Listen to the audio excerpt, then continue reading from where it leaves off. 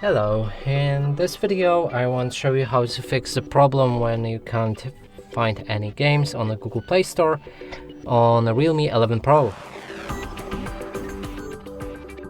To do this, first let's open our Google Play Store, and right here if we try to find something like Call of Duty,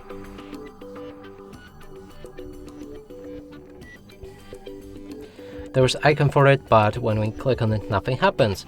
And to fix this, go back, click on your profile picture, open the settings, then select family and enter parental controls. Now you can either disable parental controls entirely with a switch or enter apps and games, insert the PIN code, click on OK and increase PG to 16. Make sure to save those settings afterwards, and if we go back and look for the game again,